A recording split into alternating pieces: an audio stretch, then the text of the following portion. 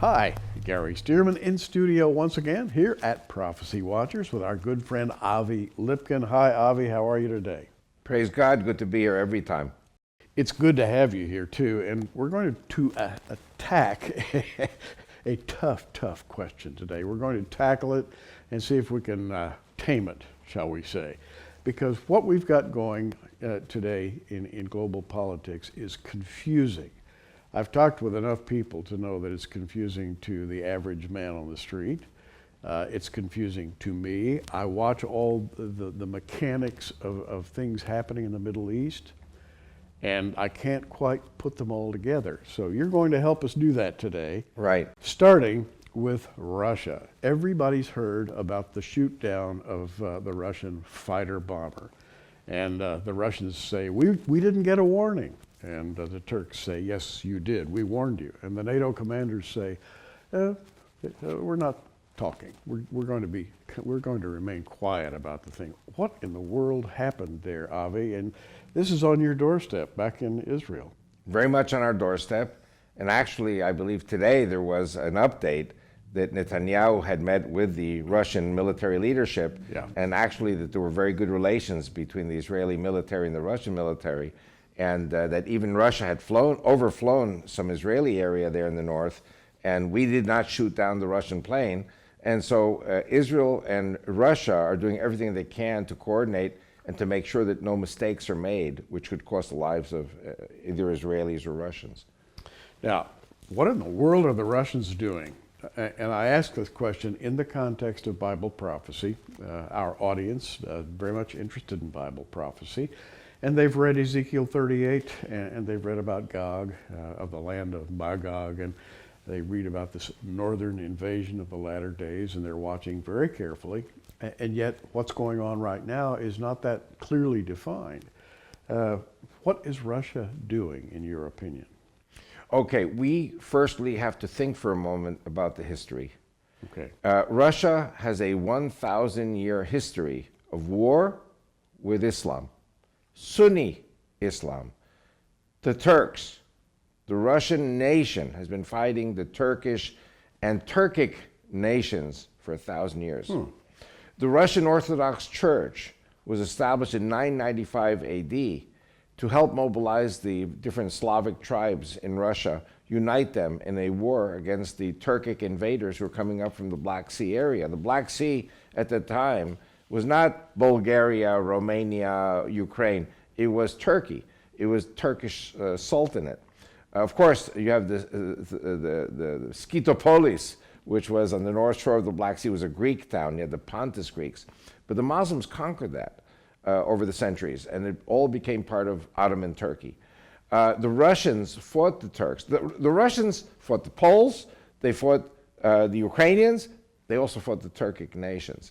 And we've spoken about this on shows yes, past, we have. About the Tatars and the Chechens and the Circassians. And Russia committed atrocities against these Turks. The Turks committed atrocities against the Russians, the Poles. My family built the walls of Poland, of Warsaw, and we were knighted by the King of Poland, but with the name Stone, Kamień in Polish, Russian, because we helped the Poles to build the walls of Warsaw, to defend Warsaw from the Turkish attacks in the 1600s. So this is a 1,000-year history. You know, American history is about 500 years, and there was a brief flirtation with the Barbary pirates in 1803, and then after that, the Americans just went back to business as usual. Well, and we Oklahomans, you know, count history in terms of a century or so. Right. There was no Oklahoma. Right. More than 125 years ago. And so. I'll even venture to say that President Abraham Lincoln, you know, in 1863, had the Emancipation Declaration banning slavery. Susan B. Anthony brought women's suffrage in the 1920s. That's less than 100 years ago. We have to remember that Turkey, 100 years ago, was the Ottoman Empire. Yes, it was. And it had been the Ottoman Empire for 1,000 years. And Russia, Tsarist Russia, was Christian in the Russian Orthodox tradition for 1,000 years.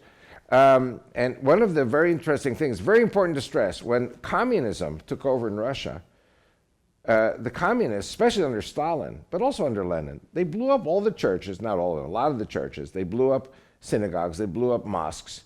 All religion was banned in Russia.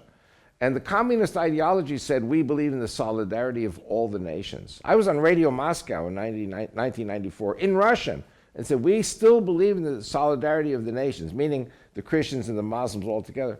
I said, that's nonsense. And in the end, they said, you know, you're right. Communism is wrong. There is no such thing as solidarity with Islam, which wants to destroy Christianity and destroy Russia. Okay. So as long as communism was suppressing all religion, including Christianity, so the Muslims of Turkey said, okay, well, maybe it's a different type of Russian now. Now, Putin, his father was an atheist and a communist. Putin's mother was a devout Christian, Orthodox Christian. Putin's mom bought him a gold cross on a gold chain, which he wears every day. He goes to church. Now, I know that the Russian Orthodox Christianity is not considered the same as Protestantism or Catholicism, but it is Putin who said that what made Russia great is its Christianity. Culturally speaking. So he is returning to the Tsarist greatness of Russia, the Tsarist great, if you want to call it greatness, but the Turks look at that and say, oh, the Russians are now the enemy again. Culturally, this is very interesting. Maybe we're witnessing a clash of cultures right now as much as anything else. But I'm looking with an eye toward air bases being built in Syria by the Russians. Right. The deep water seaports, Tartus and Latakia, where they have the nuclear submarines. They have huge cargo ships. Railway distribution systems all the way through Syria, moving Russian arms. And I'm looking at all this and I'm saying, where in the world is this going? And what's the motivation? There have to be some goals somewhere. There are a number of motivations. I think Putin has said that the motivation number one is, if we, the Russians, do not kill these Chechens, okay, ISIS is not just Arabs. ISIS is comprised of volunteer fighters who've come in from Chechnya, which is part of Russia, Bosnia, Albania, Afghanistan, Pakistan, India, Indonesia. You have Muslims, you have Europeans who are Christian, who have now converted to Islam. These are people coming in to fight the Russians. But what the Russians are very afraid of is the veterans who have survived 1 or 2 years in ISIS-controlled areas, and then they go back to Russia and fight the Russian army in Russia. So they say better to kill them in the Middle East and have as few as possible going back to Russian territory to fight. And these people are getting the necessary training and experience to go back and fight the Russians on Russian territory. So firstly, the Russians are dedicated totally to destroying ISIS completely. Now, of course, you know that the oil of Iran, of Iraq, and Syria, the Russian interest is that it should be controlled by the Shiites. Yes. So the Shiites are totally allied with the Russians. The Shiites hate the Sunnis, they hate ISIS. And there's a very, very strong blood covenant now between the Russians and the Shiite Muslims fighting the Sunnis. And of course, the Americans, the Europeans, and the Vatican support the Sunnis against the Shiites. Now, is Putin supporting Bashar al-Assad, who is an Alawite? Is he supporting the Assad regime? Absolutely. Absolutely. And what's his goal there? Firstly, you have to remember one thing. If the Bashar al-Assad regime represents 10% of the population, which is Shiite Alawite, 10% of the population, which is Christian, the Christians are totally allied with Bashar al-Assad. Then you have the Druze. I don't know exactly what percentage, maybe 2, 3, 4% of the population of Syria is Druze. The Kurds are in the north. And now they're kind of like out of the picture, but they were part of the Bashar al-Assad minority scheme. In other words, Bashar al-Assad represented 50% of the population, in which there were Sunnis also. Some of the rich, very established Syrian Sunnis, they were part of the Bashar al-Assad administration. The 50% of Syria, which is anti-Assad, they are all totally Sunnis. Okay? So the Russians are against the Sunnis. So the Russians will be with those moderate so-called elements in Syria that are pro, shall I say, socialism, communism. The Ba'ath Party of Syria the party of Bashar al-Assad. The Ba'ath Party is not an Islamic party. It is a socialist, communist type party. Some people say socialist, communist, Nazi, but women are equal. You know, women share the burdens of ruling the country. Syria was a very modern country. That's one of the reasons why the German government under Angela Merkel, they want these Syrians to move to Germany because they're Western educated. The system in Syria was pro-Soviet, was pro-Russian. So same with Iraq. Under Saddam Hussein represented the Sunni branch of the Ba'ath Party, which, like I said before, is not an Islamic party. It is a pro-socialist, pro-Soviet type party. So Russia is trying to ensure that the government, the leadership in Syria, will be user-friendly to Russia. Now, here is the big question, as I see it. Today, among Christians who study Bible prophecy, there's a big discussion about Gog of the land of Magog. Is the land of Magog Russia? Meshech and Tubal are two names that we find in the Bible. Would those be Russian provinces? Or would Gog of the land of Magog be represented by contemporary Turkey? And I guess Turkey extends all the way up to the west of the Black Sea and northward, and I don't know how far that land that the Bible describes would actually go to the north. But there's a big discussion among Christians. Are we talking about Russia here? Are we talking about Turkey? And to us, Turkey is a big question mark because Erdogan right now is treading strange ground between Russia and the United States. The United States has a huge military and air base at Incirlik, Turkey, for example, under NATO, and it's still there. Where does all this shake down? If, in fact, the house of Togarmah, as mentioned in the Bible, and Gog and Magog is Turkey, where does Turkey come down in the big battle? Okay, well, firstly, yes, I think that Turkey and the Turkic nations that were formerly part of the Soviet Union, and today 1/6 of China is Islamic.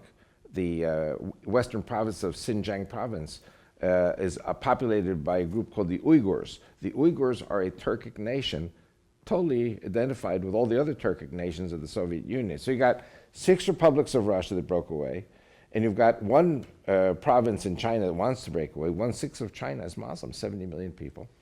And these, I believe, together with Turkey, would be the new Gog and Magog. I'll add another thing. If you go into public schools and government buildings in Turkey, in Ankara, for example, Istanbul, and you look at a map of the world, from Morocco to China is colored red, Turkish Empire. It includes all the North African countries, it includes all the way to Italy, Bosnia, Kosovo, Serbia, all these were suppressed. Bulgaria, Romania, Hungary, the Turks really conquered most of Europe. So they have high ambitions. Yes. Is what you're saying. I call it megalomania. Let me read from Ezekiel 38. Here's the Bible's description of the invader in the latter days. And thou shalt come from thy place out of the north parts. This is Ezekiel 38:15. Thou and many people with thee, all of them riding upon horses, a great company, a mighty army. And thou shalt come up against my people of Israel as a cloud to cover the land, and it shall be in the latter days. And I happen to believe we're living in the latter days right now. Correct. And so we have the north parts here, and I am told by Hebrew scholars that the north parts here means the far north, as far north as you can go. So you've got this northern invasion that people have been talking about. Some are saying, hey, it's happening right now. Others are saying, hold it, this hasn't happened quite yet, but it will happen. What do you think? Okay, well, firstly, I don't think that Russia is the Gog and Magog. Okay. Because Russia is Christian. It has been Christian for 1,000 years. And so I think that the Gog and Magog is indeed Turkey, the Turkic Republic. Turkey, 70 million. The Turkic republics of Russia, 200 million. You have 70 million Turkic Muslims in West China. That's the nation we're talking about. That's 340 million. And all these people would answer to whom? To the caliphate. To the caliphate. Yeah. If there were a caliphate. Right. Also, another thing, very important. Within the Russia that remains, you have a tremendous Muslim population. You have Tatars, you have Chechens, and that's not part of the republics that broke away from Russia. And you're saying Russia is not quite that powerful. I believe you mentioned earlier only 140 million or so. 140 million, a great percentage of which are Muslims. So even Russia has now a decision to make.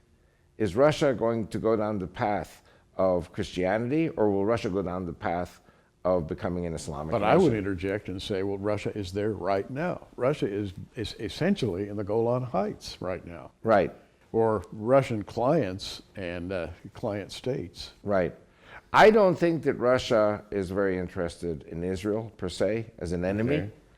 Okay. It could very well be that Russia would be interested, as part of its global oil policy, to make a deal with Israel, Greece, and Cyprus regarding the development of the oil reserves under the Mediterranean.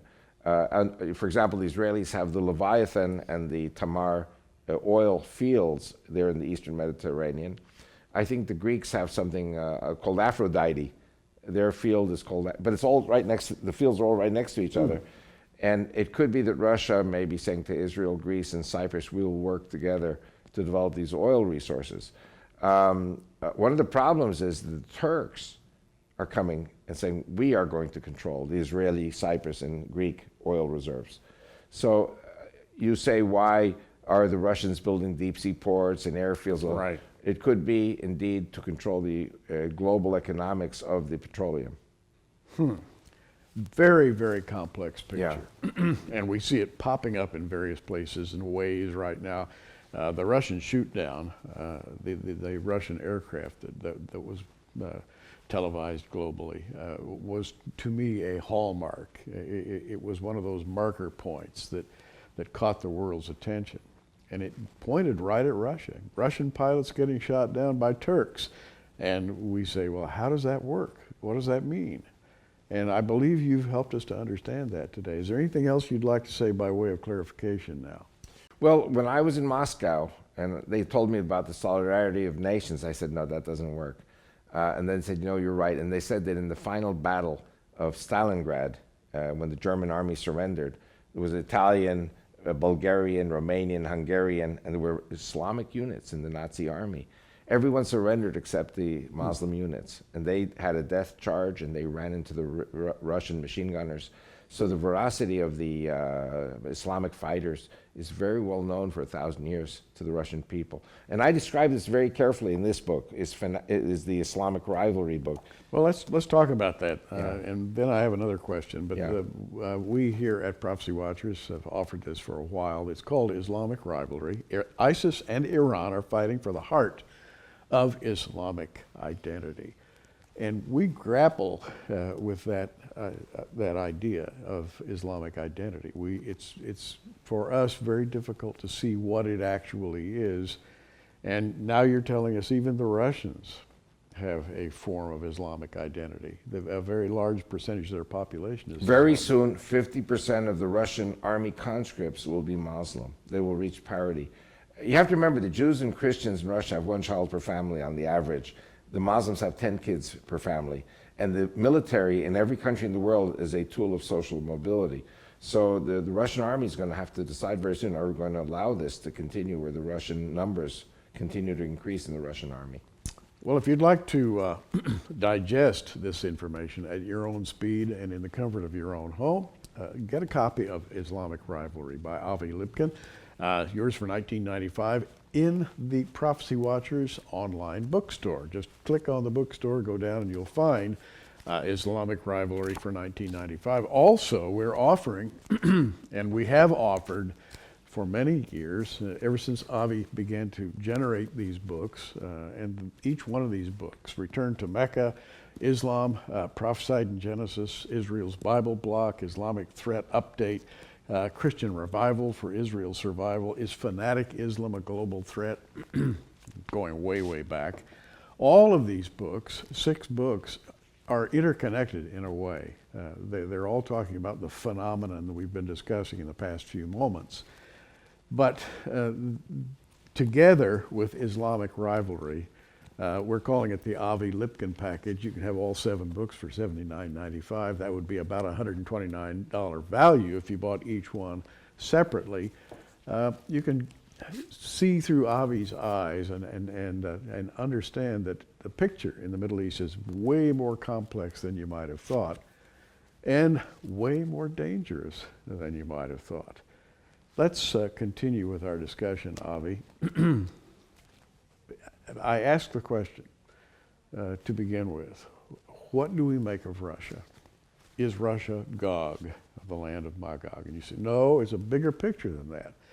And you're looking at today's Turkey. When I look at Erdogan in Turkey, the Prime Minister of Turkey, I don't see a powerful man. I don't see a big figure, standing up there like any of the European leaders or our own leader of the United States. I don't see him as being on a par with the rest of global, or the leader of China, for example. What do you think of him and his position in global politics? Just as Putin is returning to his Russian Christian roots of the last 1,000 years, Erdogan is returning to his Islamic, Ottoman, Turkish roots of the last 1,000 years. These are people who are both very deeply embedded inside of their cultures. And I think one of the interesting things that nobody talks about in the United States in the news media is, I don't know if you remember, but there were some demonstrations in Istanbul. I don't know if it was a year ago or it was 2 years ago. And it was all about a contractor or a group of contractors that were going to build a massive complex of housing and malls and stores where a very, very popular park is in the middle of Istanbul. It's the most popular park in Turkey, where people just go and enjoy a beautiful park. And I think it's in the neighborhood of Taksim. And all of a sudden, the word gets out that this park is going to be handed over for profit, to these contractors. A lot of corruption involved here. And Turks in the thousands started to demonstrate against this. Then Erdogan brought in his army and police, shot up a lot of them, arrested a lot of them, and basically stopped all these demonstrations. Now, at the same time, Turkey, which is Sunni, was saying, we're going to send the Turkish army into Syria to fight Bashar al-Assad. This is all happening at the same time, just in the last 2-3 years. So all of a sudden, a report comes out in the press. Erdogan is saying there is a foreign power stirring up trouble in Istanbul over this housing project, and we know who it is. It wasn't Israel. There's a foreign power trying to stir the pot here in Turkey. Who was it? It was Iran. Okay? Now, what is not discussed in the American media is that 31% of Turkey today is Shiite Alawite. 25% is Kurdish. Only 44% of the Turkish people of Turkey are Sunni Turks who are loyal to the Turkish agenda. So Iran is Shiite, 31% of Turkey is Shiite, and those are the same Shiites that Turkey wants to go and fight in Syria, the ones who support Bashar al-Assad. So Iran said to Erdogan, you mess with Bashar al-Assad, we're going to mess with you. We're going to overturn you. We're going to cause all the Shiites to rise up in rebellion against you. Don't forget, Turks are fighting the Kurds also. All of southeast Turkey, including in Çırlık, that's Turkish, Kurdish area. The Kurdish, in the end, are going to have a state. So this is a direct threat to the territorial hegemony of Turkey over its own territory. And the Shiites, Alawites, are in the southeast, just on the border with Syria. So Turkey is on very thin ice. Okay. Now, the rest of the Turkic Muslims in the former Soviet republics and in West China, these are Sunnis. So Gog and Magog remains the Sunni group, I think. Unless Shiite regime, the Shiite Islam is totally defeated by the Turks and the Arabs, in which case all of them become the Gog and Magog. But until then, I see the Turkic Sunni Muslims as the Gog and Magog. The question is, will Turkey disintegrate? Will Iran disintegrate? Will there be total anarchy in all these countries? And by the way, when you have total anarchy in these countries, they all come to the West, meaning the US and Europe. Bottom line for me, the Turks are there, the Russians are there, the Syrians are there, the Iranians are there. They're all there. Yeah. It is this thing to me, Avi, as I look at it, is like mixing gunpowder. Yeah. It's anything could happen at any time. All you need is a little spark.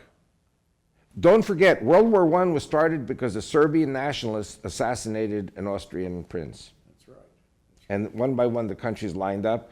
And what we see today is we see United States, Canada, Europe, the Vatican, very clearly with the Sunni Muslims. Now, we've run out of time, Okay. but there's one thing we haven't even mentioned. We haven't mentioned the New World Order. Right, And I would like to talk to you about that. right. So stay with us on our next interview with Avi Lipkin, and we're going to talk about maybe who's behind all this. That is, there is a larger picture. Right. And we need to talk about that. In the meantime, listen, check Avi's books on our online bookstore, and particularly Islamic Rivalry. It will answer a lot of questions that you may have. If you've been out there taking notes with a number 2 pencil on a yellow tablet, good luck. A lot of notes to take. Lots happening in the Middle East. I'm Gary Stearman. We're watching. You be watching too. Thanks for joining us on Prophecy Watchers. You can find us on the web at prophecywatchers.com, where you can sign up for our free email newsletter, or follow us at facebook.com/prophecywatchers. In the meantime, keep watching, everybody, and we'll see you soon.